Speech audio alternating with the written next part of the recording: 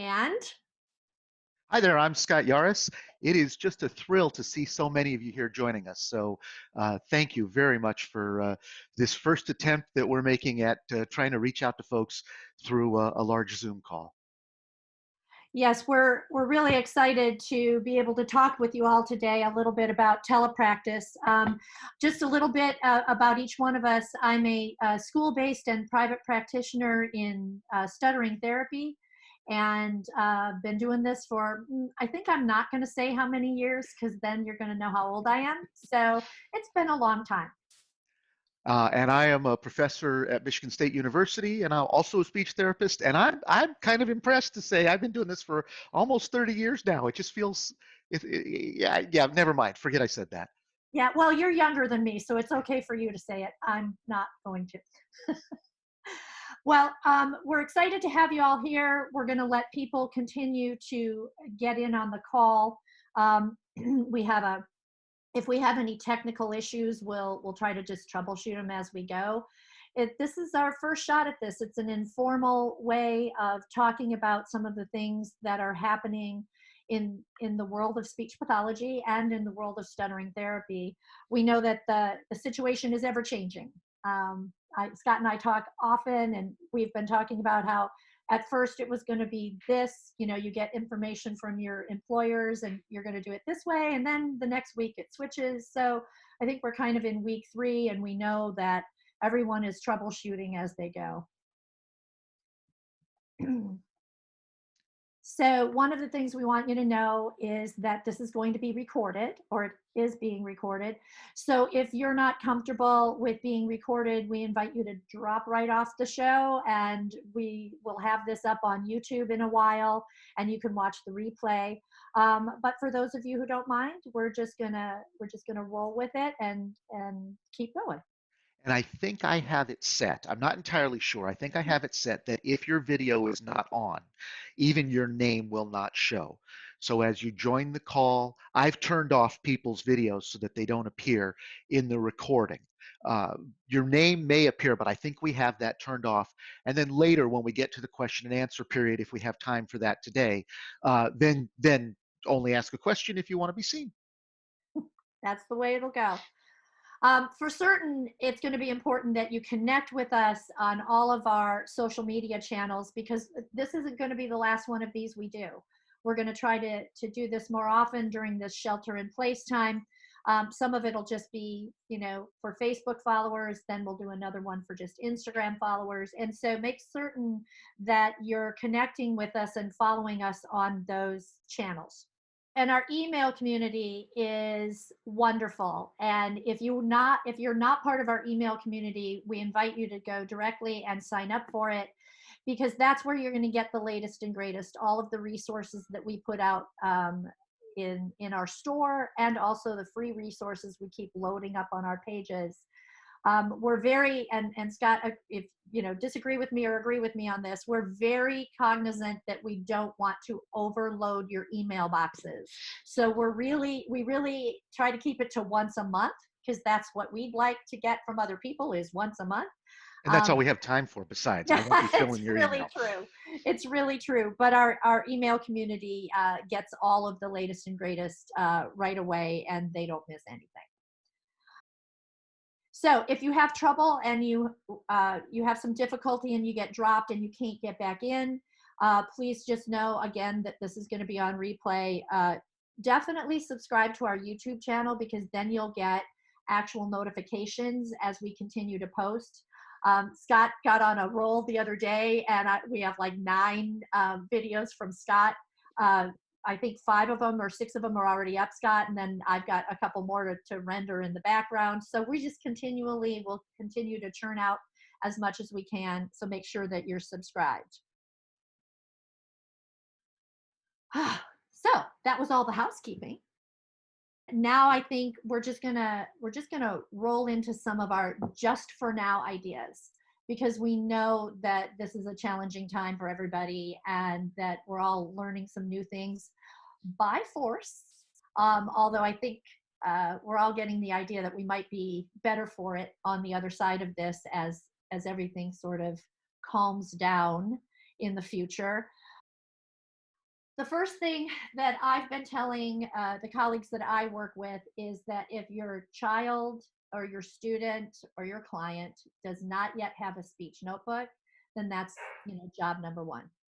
And the cool thing about the speech notebook is that there's not a lot of rules for it.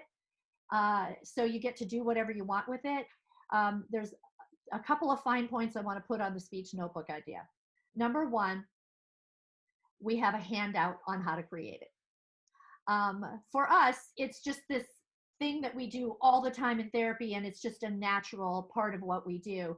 But we realized our colleagues were not sure of what to do. They thought there were some rules, and we keep saying there's no rules. You get to do whatever you want.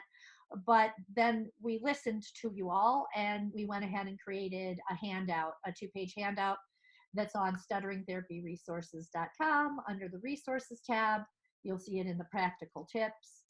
And creating that notebook is one of my first steps with kiddos, because it not only helps them continually feel more ownership of what we're doing in therapy, it's portfolio documentation of progress. So it's almost a beautiful way to show parents and show administrators some of the growth that we have with kiddos who stutter that doesn't show up on a data sheet, dots and minuses. And so that's the lovely part of having a stuttering notebook.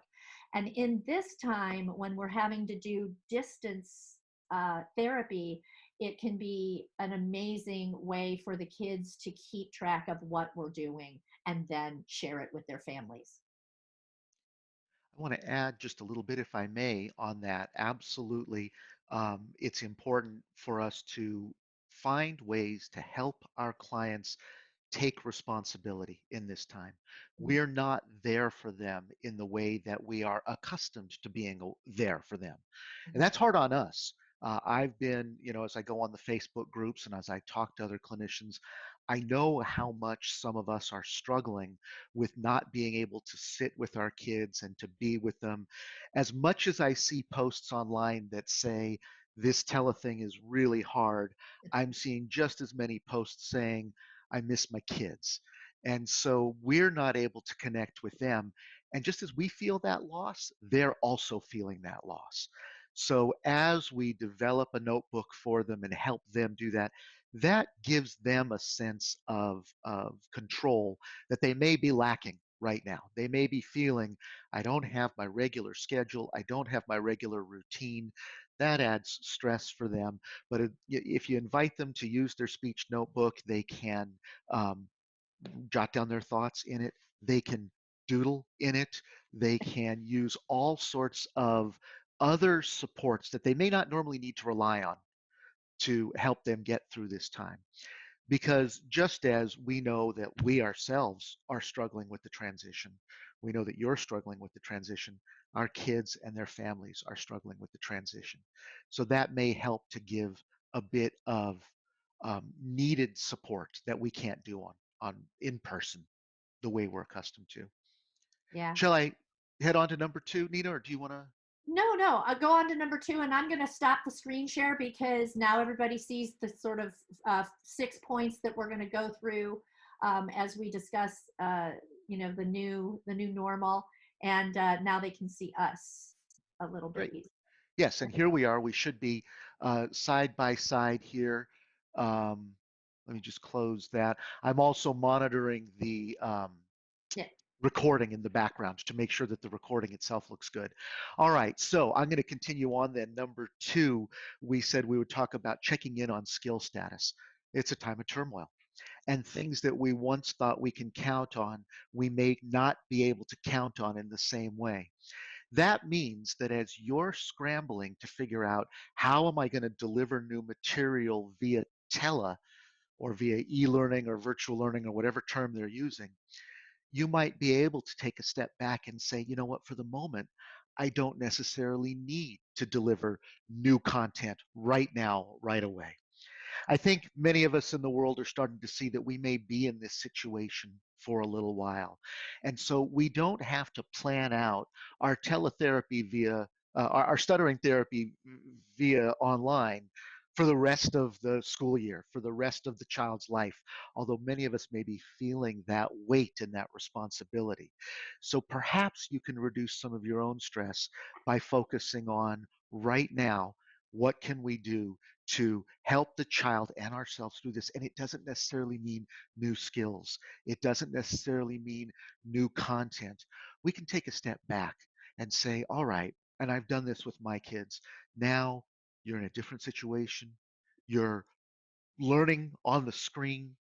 When it's your turn to read out loud in class, yes, it was scary to do it in class, but you know what? It's scary enough to do it online. So taking a step back to review some skills that perhaps the child already mastered does a few things. One, it helps the child because it's those old skills, but in new environments. And you know, in speech language pathology, we're often introducing old skills in new environments to address the environment, but we then address new skills in old environments, and we don't have that right now. So don't feel that pressure for the child. And also, that can make things a little easier for you if you're able to fall back on what's familiar for you right now. And when we talk about skills, I do not just mean fluency skills, right? I mean tolerating stuttering, being in a moment of stuttering, being able to stutter without fear, trying a little pseudo stuttering, reducing a little tension, talking openly about stuttering, acknowledging stuttering. All of those things that we routinely do in therapy, I hope, we can review in our telesessions. And you can just tell them, hey, you know what? We're going to go back to some things that I know you know, but it's a new world right now. So let's practice them there. I'll give you a chance to. And yeah, and I think it's spot on to be thinking about the fact that so many of the colleagues I work with were like, what kinds of technique sheets can I send home? And I said, okay, time out. Let's step back. Let's think about this. In this very uncertain time for this child, in the place where they are in their home 24/7 sometimes, is this the time that we need to just talk about techniques the whole time? Or can we step back and say, wait a second, right now, is that the biggest priority? Here's what happened, and I'm just going to be really honest. It became the easiest thing to send home for people. And we were all scrambling, me, Scott included. We all had that moment of, wait, I know how to do this in real life. I know how to do this even at some of us distance, but this is going to be maybe prolonged and we're going to have to figure some new things out. So it became the easiest thing to send. And what I've been talking about with my colleagues is, let's think about this, maybe step back and find out what this child remembers about all the basic knowledge and skills. It's like Scott was talking about, that review. Let's review the some things like the speech anatomy. Let's review the facts and myths. Haven't done that for a while. Has your child, your student, learned what is true about stuttering and what isn't? And this is maybe a great opportunity to start reviewing some of those things.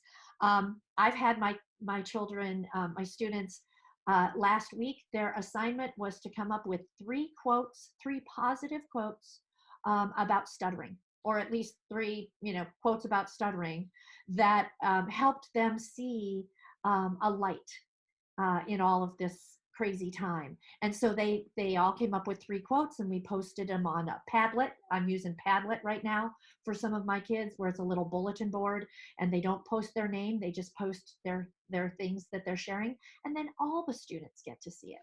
So this review that Scott was mentioning can be a really great opportunity for them and for us to find out maybe some of the holes that are there that we didn't know about. Maybe some things that they don't remember, that they didn't learn as well as we think they learned when we took our data, right? And so it's okay to go back and review right now. It gives us some time, and it also gives us some good information for going forward. There's one other aspect of skills that I think is useful for you to review with your kids right now. Mm. And that is that part of what you do in speech therapy with your kids who stutter and with other kids as well, of course, is you're teaching them problem solving abilities. You're teaching them how to cope with difficulties.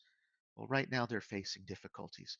So you don't actually have to frame your work in therapy as we're going to do this because of your stuttering. You can frame this as, hey, you're facing a new situation. What skills do you already have for helping yourself cope with a new and a frightening situation? I had what I thought was a lovely session with one of my kids a couple of weeks ago when this was just starting, and his school was scrambling to get online because everybody felt a lot of pressure right away to make everything perfect immediately. And now we're realizing that, whew, we can't do that. But okay, we're doing the best we can. But he was feeling a lot of anxiety. He was worrying a lot, not just about his speech. Of course, he was worried about that, but he was worried about how am I going to succeed in school? And so we were able to take a look at some of the problem solving skills that he has already for coping with stuttering and apply those into this new situation he was facing in his life. He had already learned that his thoughts about his stuttering were just thoughts. They weren't necessarily the reality. And so when he was feeling fear about his stuttering, he's able to diffuse that fear a little bit. He's still beginning this process. But we were able to use that exact same process when he's feeling fear about schooling, when he's feeling fear about the future, when he's feeling fear about, will I get sick? Will mom and dad get sick? Will grandma and grandpa get sick? Because they hear what's going on. They feel our fear too. And we were able to say, hey, you know what to do with worried thoughts, don't you? You're able to have those worried thoughts come into your mind, and we're able to recognize those worried thoughts as worried thoughts. And then we're able to see, are there calmer thoughts that we can bring in that help us? We do that with stuttering. Well, that skill that he's learned applies to other areas as well. I could go on that, and I probably will at some point. But remember what you've learned, remember what you've been teaching them, because it applies across the board. Next item, Nina, is Well, it's to keep it low tech, and keep it this low tech. Scott and I get very excited about this one. So we were chatting the other day with each other on Zoom, and as we often do, and we were just throwing ideas out back and forth. And um, I want Scott to demonstrate what he demonstrated to me as we were having this conversation about, oh my gosh, people are going crazy, spending hours and hours and hours creating boom cards, which I love. Okay. I have nothing against boom cards. I don't have time for it right now. And I'm looking at the next week and the next week after that. And right now, I don't feel like I need 32 sets of boom cards for my kiddos. Keeping it low tech can give you, again, that grace and that space. And it also helps the child ease into this new teletherapy arena without having to do a lot of buttons and integration yet.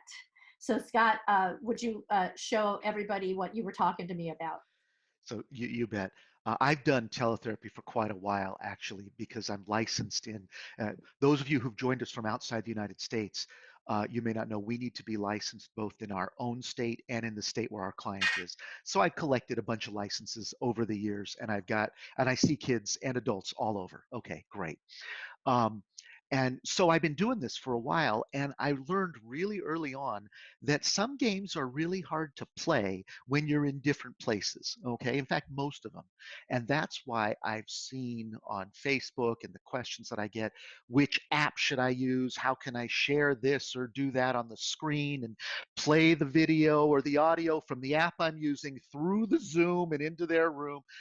And yeah, those are all legitimate questions. And we may figure those out in time. In fact, I know we'll figure those out in time.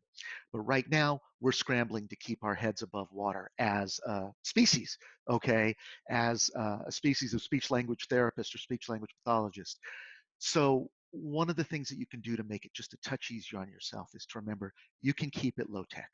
Now, as I say this, I recognize that many of you are having to do therapy with children with a wide range of abilities. And of course, some of these things simply don't apply when you're working with nonverbal kids or you're working with kids who have multiple needs. We have the luxury, okay, and I know it's a privilege to be talking just about stuttering today, okay? And most of my kids who stutter are indeed intact in other ways, all right? So I don't want you to think that I'm not cognizant of many of the other challenges we face. They are immense. But when I'm playing with my kids who stutter, okay, which is fortunately for me, the only kind of kids I play with, okay, aside from, my own kids, um, is I keep it low tech. I'm going to give you an example of the way I might do this when we're practicing. Let's say we're practicing a fluency enhancing skill, easy start or whatever technique. Or let's say we're practicing an easy stuttering skill where we're letting some stuttering out in our speech and we're practicing it with maybe some pseudo stuttering or voluntary stuttering to be able to be in that moment. And maybe if you're accustomed to face-to-face therapy, you want to be doing that with a game and pull a strip out of the hat to see what kind of disfluency. Great activity, sure, but you don't have that luxury right now. Well, here I am sitting at the desk. This is the desk that I sit at when I'm writing books. This is the desk I sit at when I'm grading papers. It's the desk I sit at when I'm doing therapy. And you'll see that, yeah, I've got a window behind me on this side. I know all the Zoom people say don't have a bright light source behind you, but this is where I work, so this is what we're doing. And you'll see that over here, I've got some of my favorite books. I've got my Carl Sagan at the top. I've got my Doctor Who stuff over there. I've got um, my Go MSU, Go Green Spartan Bear. And in this shelf, I've got more than enough stuff to keep me busy for years of therapy. We're back to that activity of practicing a little easy stuttering, for example. Well, what I do to start that off to keep it low tech is I say, let's just pick a word, any word that represents a thing that is in front of us or behind us right now in the room that we're in. So I'm having a little bit of tea this morning as we have this session, and I can say, the this is my cup of tea as I am practicing some easy pseudo stuttering. Or I can say, I write with a pen. Okay, that's easy. I've got glasses here on my desk, but the kids that I work with, they don't care about my tea and my pen and my glasses. What they find much more interesting is the the the the turtle that I have behind me, or the other turtle that I have behind me, or the other turtle that I have behind me, or, oh yes, guess what? It's another turtle that I have behind me. They're not turtle speech turtles. It's not for that reason, okay? It's just I happen to like turtles. For example, I can spend a long time in a therapy session talking about this 200-year-old jade Chinese turtle, and we can talk about how it has a bit of a pointy nose. Now, you tell me something about my 200-year-old jade Chinese turtle, and they'll say, well, it has paws, which most turtles don't. Okay, it's an interesting one. But if you get bored with turtles, well, I have another jade turtle, but I also have an apatosaurus behind me. These are things that sit on my shelf all the time anyway. This is just what's decorating my office. But the kids and I can go back and forth. And as I come up with something that's funnier and funnier, for example, now I've got a pewter turtle. That's unusual. Whoever heard of a pewter turtle? That puts them in a mood of grabbing different things from their rooms. So I've seen posters that they have on their walls. One little guy I was working with the other day pulled out his comic book collection from under his bed, and he holds up his comic book collection, and he's able to point here and say, this is such and such comic book person. Or they pull out the from their they're in their bedroom or in their parents' office. One of them just held up the mouse and said that this is a mouse.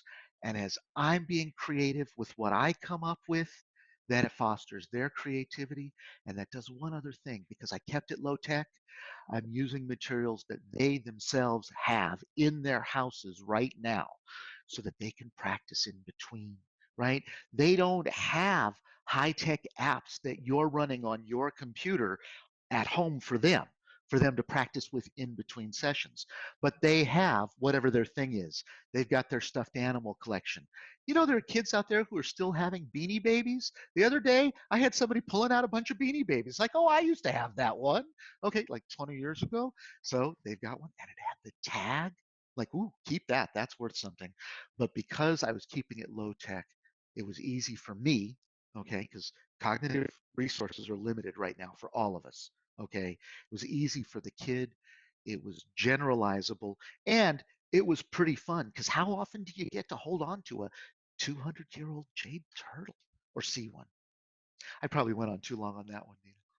No, Scott, you never have too many words. I just want to say one thing. The first word that comes to mind about you is geek in Yep. the most loving Oh, way I could I didn't talk about my scuba diving books. I can bring up pictures of scuba divers, and over here I've got my camera books. So yeah, lots of stuff.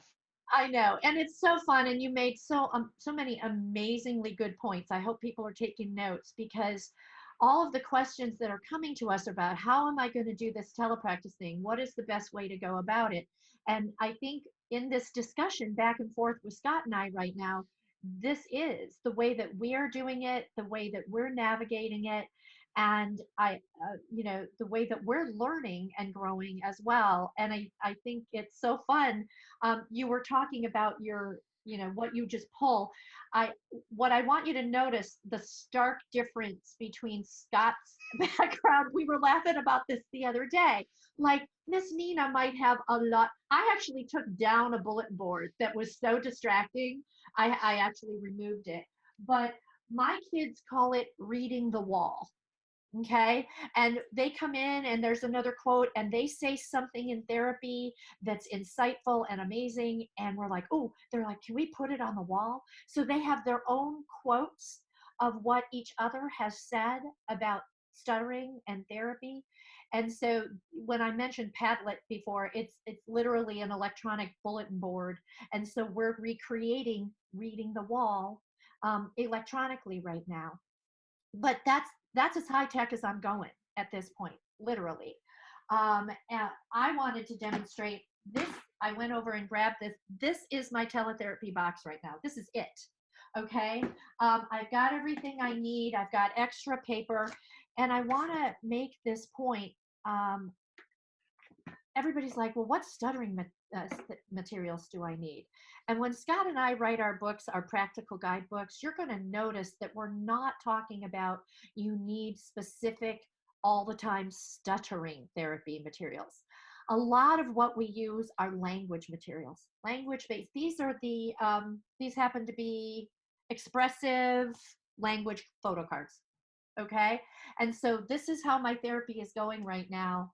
Especially if I have a younger one and he needs to look at something, I'm holding up and then we're doing whatever it is that the target is for that target. I don't like that word.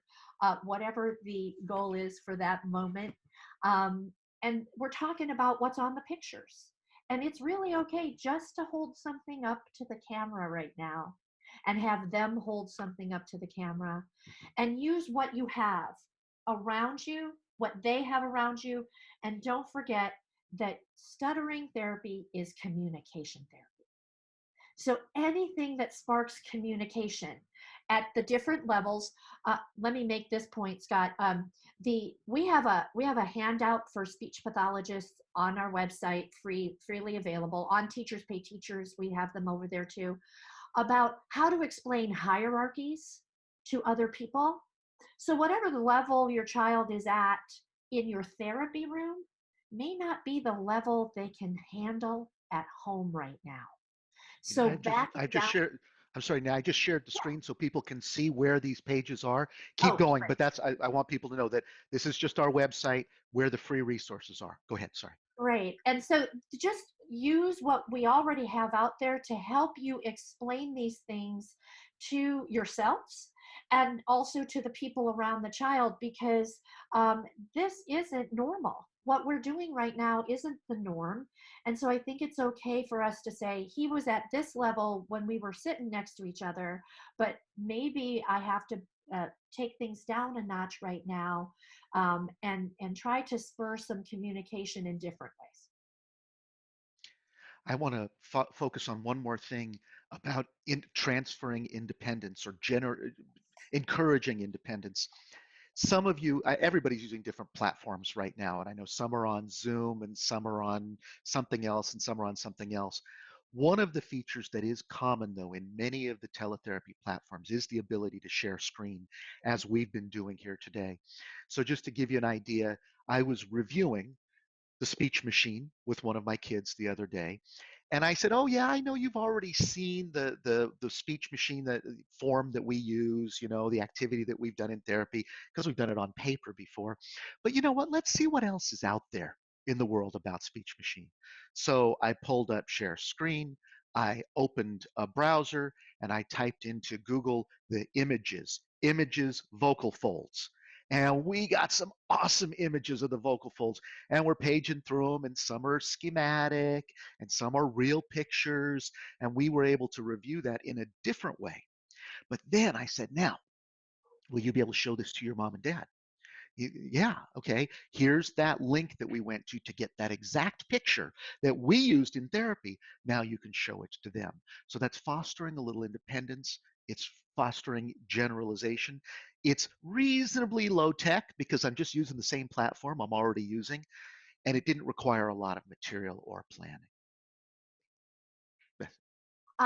Scott, we have a question. We do indeed, yes. Yes. What format do you use for teletherapy? Oh, I use Zoom. Yeah, now I use Zoom. I'm fortunate. I work at a university. In fact, we're using my university Zoom account right now for this. And so Michigan State University provides the Zoom. All of our courses, of course, at the university are provided online right now using Zoom. So I use Zoom. I used to, years ago, use Skype, even though it was not HIPAA compliant, but I had people sign a form recognizing that they knew that.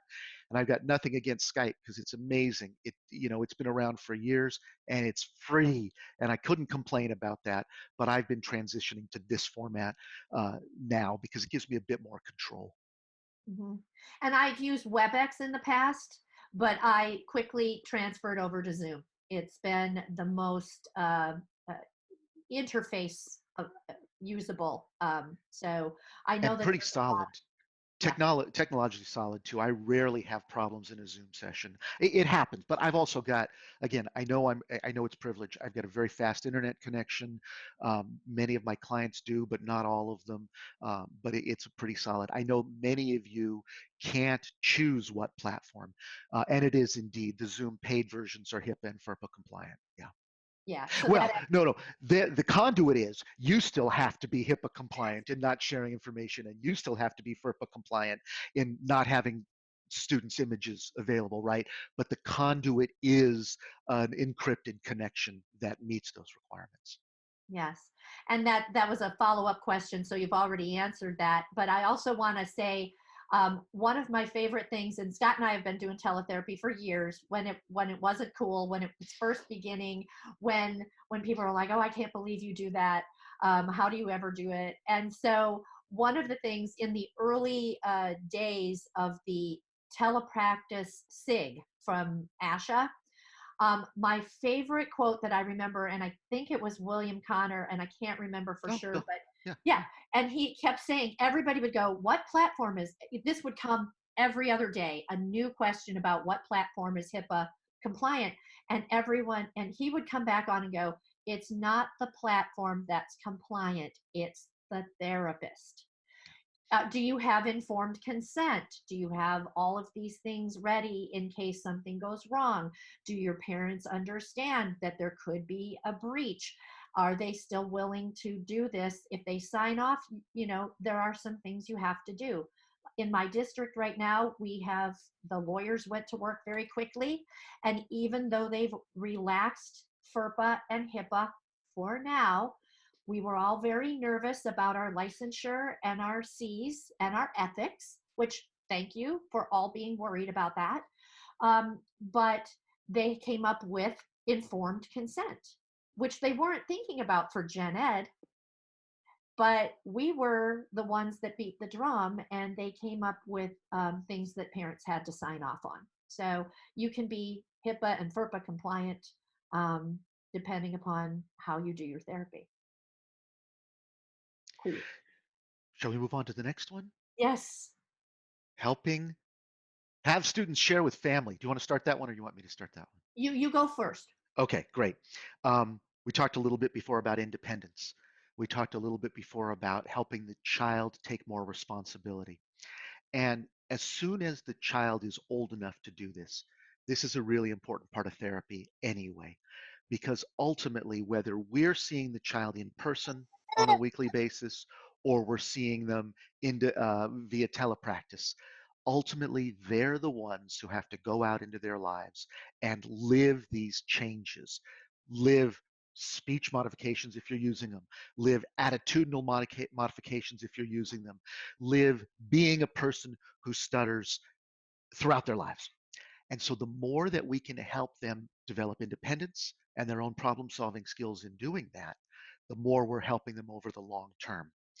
And one of the ways that I like to do that is to give the children the opportunity to practice their knowledge by explaining it to someone else.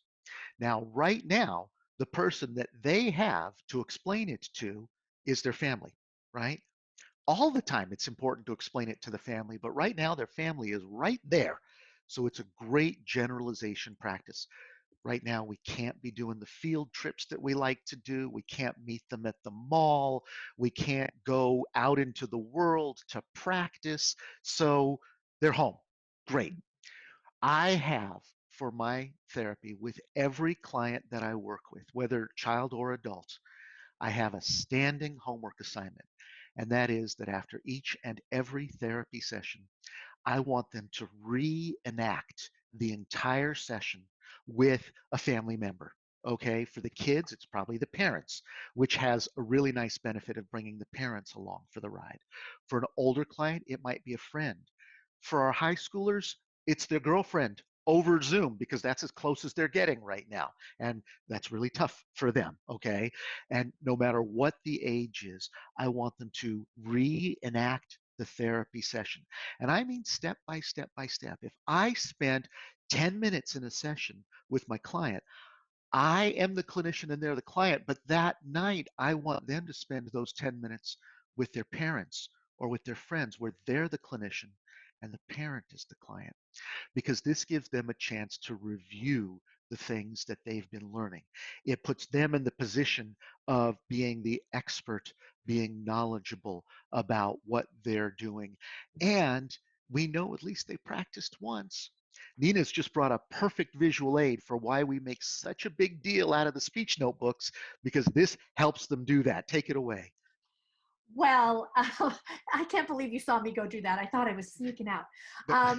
This is actually by my back door because I'm going to go drop it off on a doorstep later today. It's my last speech therapy notebook that one of my kiddos didn't have, and so I want her to have it. But this is this. I'm going to hold her name. Okay, so it can be just a plain notebook. It can be, I switched over to binders because I'm big on organization, geek that I am. And These things. these, yes, and Scott doodles a lot. But one of the things that a binder can do is we have tabs where, their important papers are in certain places. I'm totally a geek on the, bright colored paper. Here's goals for this child. They're in the back. We did life and like social goals, what they wanted to do this year, academic, life, and social. And then on the other side, the communication goals. And we go in and recheck those. We have what we call stutter vocabulary section. And so all of these things are rich and then can be, as Scott was just describing, shared with the parent. What did we do in speech therapy today? Oh, look, we created this flow chart for what others are saying. what others are saying to me about my stuttering and how we're going to learn how to handle that. And so when we get this done, I want you to share that with your parents and talk to them about what you're planning and what problem solving that we're doing. One of the great benefits of having kids share with their parents is the reinforcement for the child, but it also is going to bridge to our next item, which is helping the parents themselves. Because so often, you've all seen it, we know that the child needs therapy. Great, we're here for that. But so often the parents also need therapy. And unfortunately, in many settings, they can't get it. There are some settings in the world where the parents and the child are able to come in together. I think in particular about the wonderful work done at the Michael Palin Center, where they're working with the families. Here in the United States, though, it's an uncommon situation for us. It would be in a private clinic, would be one of the few places, but not in the schools. We just don't have access to the parents like that. And so this helps to bridge our therapy from what we do in our Zoom room, okay, or used to be in our therapy closet, in our Zoom room, okay, on to the parents, and it helps them. I had a kid doing an activity the other day where his goal, his homework assignment was to have a conversation with his dad where they would go back and forth, and every now and again one of them would raise their hand. And when one of them raised their hand, the other one had to throw in a pseudo stutter, just a little one. Okay, just because we're at the beginning. We're at the beginning with this child. We're not doing big, huge, hard blocks like his real stutters. We're just doing some little ones to dip our toe into those desensitization waters. So the rules are the dad can raise his hand to make the kid do a pseudo stutter. Dad's all over that. The rule is, though, the kid can also raise his hand to make the dad do a pseudo stutter. And dad was not all over that. So he starts the session and he says, why did you have me do that? It's not like I need to be desensitized. And I'm like, oh, you just got into my wheelhouse right there. We're going to talk a little bit about the fears that you're having, right? I got to this through the homework assignment, but it was designed to be number 6, supporting the family. Nina, you want to start? I'll do the chats for a bit. Oh, yes.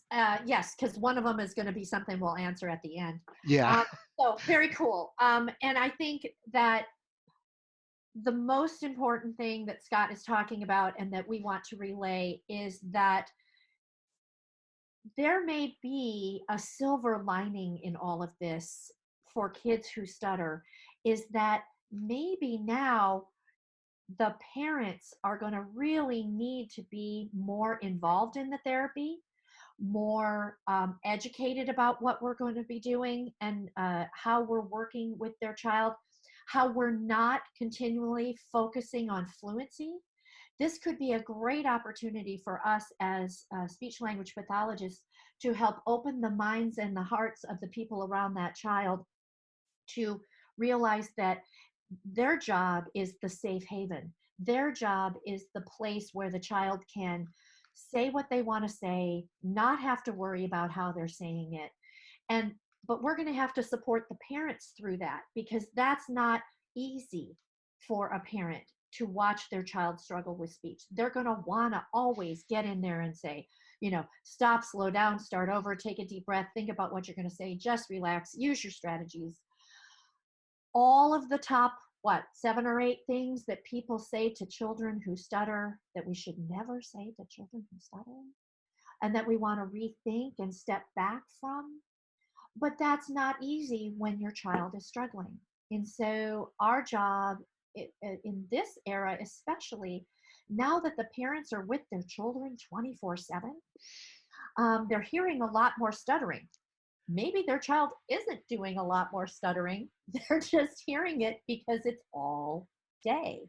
So we have to help parents sort of navigate this newer normal and gain a perspective that will help them to keep themselves as parents from riding that roller coaster of, oh, he's having a hard day, he's having an easy day, why am I doing something wrong? Or and so let me say, and Scott, we can share the screen on this.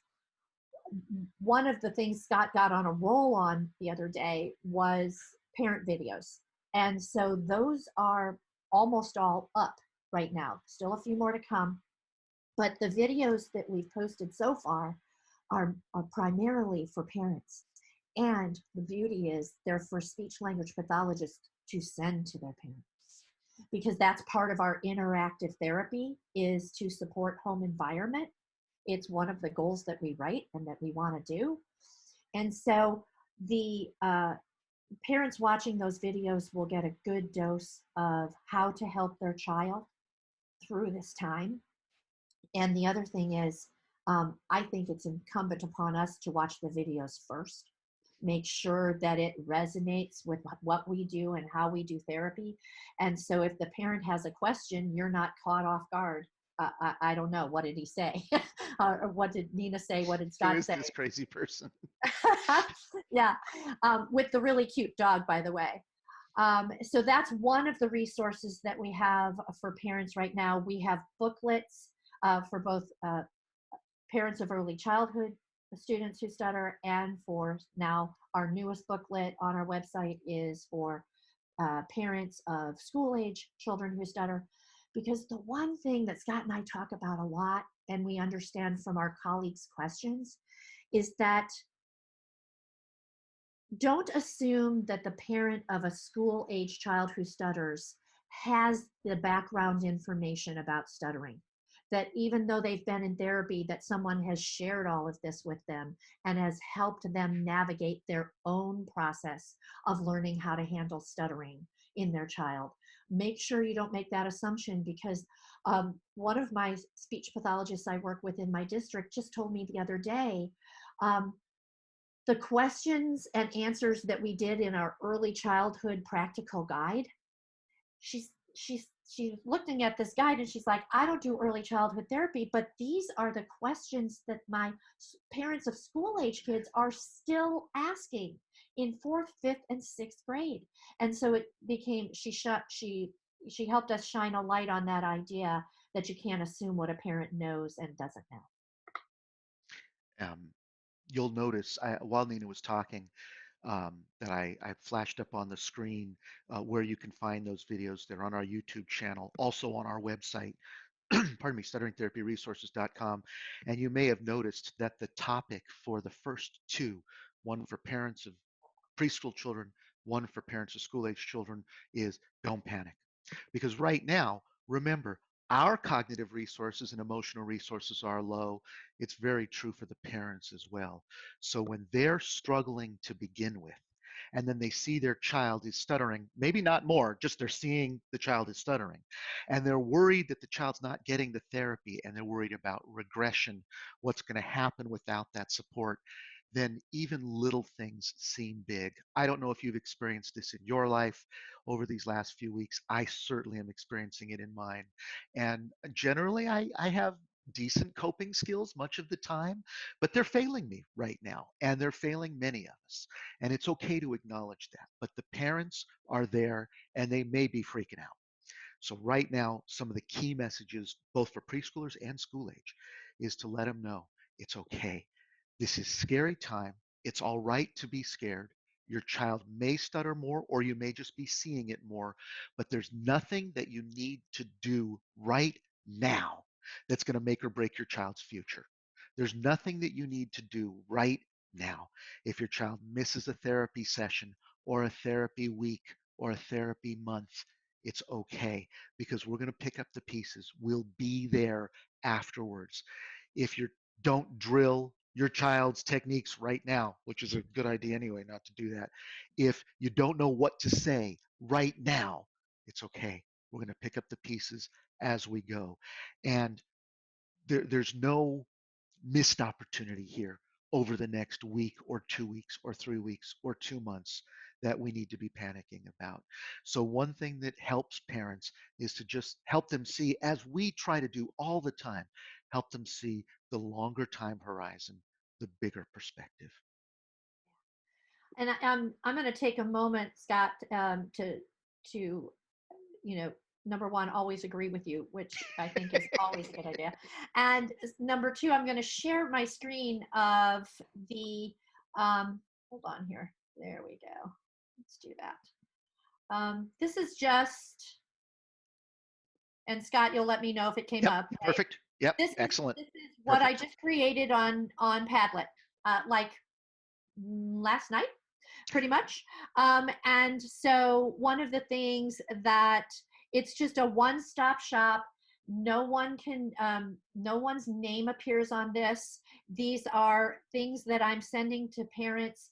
I've been sending them via um, email, and the parents are like, I can't keep up with my email right now. I am so stressed. The teacher's emailing me, the occupational therapist is emailing me.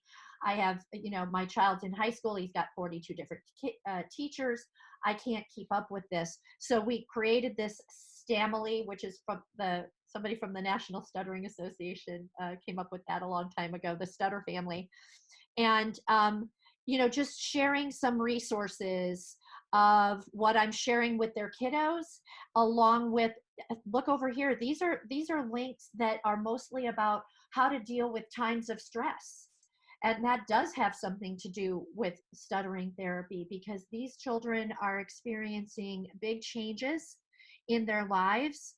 And I'm letting the parents have some opportunities to make certain that they see a bigger picture, as Scott was talking about, that this is, um, even though we're in this, we don't have to panic about what's going on.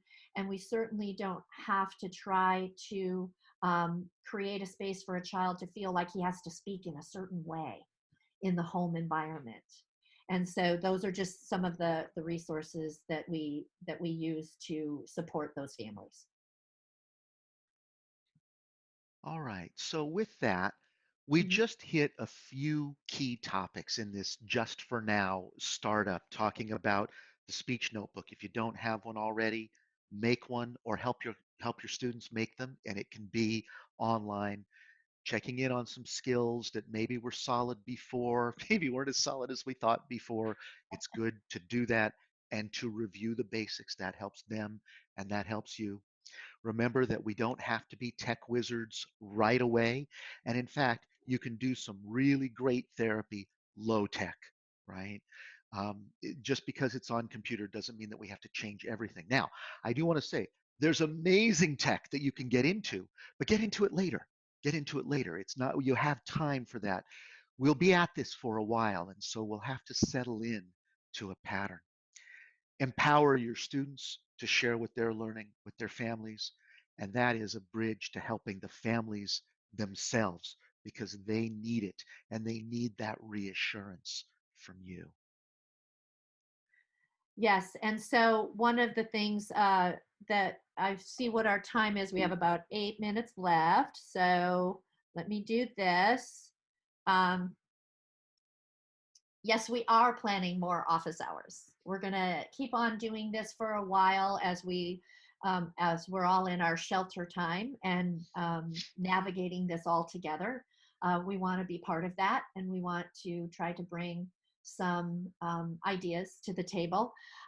Please make certain that you're following us on Instagram, Facebook, and get into our email community, because the next few office hours that we're going to be doing, we may do some just for our Facebook peeps and just for our Instagram followers. So we want you to be connected with us for now and then for the future, because we have lots of resources to share, and we want to make sure that we're listening to what you're telling us, and we're able to help you help students who stutter. Indeed, we are in particular, we're particularly eager to break into some new areas of social media. Nina's been doing a lot of learning and reading. Fortunately, it hasn't been me. I spend a lot of time on Facebook, right? So you might know me on the Facebook groups, trying to help people with the questions that they have about stuttering. But we really, really need your help on Instagram. It's new platform for us. Nina's been doing great work up there. So if you don't mind, follow us there, tag people, help them follow us there, because our goal, we started Stuttering Therapy Resources with just the goal of helping speech language pathologists help people who stutter. That's what we get out of bed for every day, and this is an opportunity for us to do that. But we need your help to get the word out. So if you don't mind, I know it's sort of a blatant plea, but it's to get people connected with our resources. I'm going to show one other quick screen thing here. Oh, Nina, that if I share a screen, it'll stop your screen sharing. That's fine. Just for the My moment, next screen is, we're going to get to that last question, so we're with good. the actual links themselves. But I Yeah. do want to let you folks know about another little project that we've been working on, and that is we've got a new website coming. It was supposed to be ready by now, but the last few weeks I haven't gotten as much work done on this kind of thing. But we've got a new website coming where we're going to be able to highlight not only our books and things, but our free materials, and we will be emphasizing our social media presence, our blog, which we're building out. We've got a lot of blog entries. We're building that out to a lot more. And as we do that, one of our goals is to make sure that we're providing materials that are useful for you. We write our materials because they're useful for us, right? And because we know what questions we're answering from speech language pathologists around the country, and now thanks to many of you around the world. But do reach out to us. I respond to emails. Nina responds to emails every day from people all over. We do our absolute best to help. Of course, we can't diagnose, we can't tell you how to treat, but we can connect you with some ideas, some problem solving, some research, and some resources. And so you'll be able to do that through the new website, through the old website, because it's still up, and through all of the social media channels, which Nina is about to tell you about right now, I think. All right. Well, no, I'm going to go ahead and reshare the screen at the end here about our social media channels. And my phone is already blowing up with people joining our Instagram, which we love you. Because, Instagram is one of those spaces that the veteran human being never thought she was going to actually get into. And now I'm into it. So we're going to be sharing more there and on Facebook as well. I want to let you know, for those of you that are going to be jumping off, uh, first of all, we're going to answer a question about, if we can, about SLPAs. I'm not Oh, sure. I just posted to that. That's an Did you? ASHA question, not an us question, but we Okay, will do our best to find the answer to that. I realized that when I answered to the person before, I did a private answer instead of a group answer. gotcha. So, yes. So So, you answered, yeah, and really, we don't. You know what? Asher doesn't always listen to us. Like, I don't have that direct line. Do you have that direct line, Scott? uh, We've both been it's very probably involved. better that ASHA doesn't always listen to what I say about ASHA, don't you think? Gonna make a meme out of that one. Um, but no, I feel like that one is definitely an Asha question, But and we'll see what we can learn. So, yeah, and we'll try to post it on social media, because one of the things that I want you all to understand is that we run out of time in a day as well, and I've got nine or 10 more videos to render, and we want to get them up and all the posts. But we know that you're struggling with a lot of things. We are going to do our level best and make things available as we can make them available. We'll be diligent, we'll try to be consistent, but just knowing that everyone has lives right now that don't always make it easy to get as much done in a day as you used to.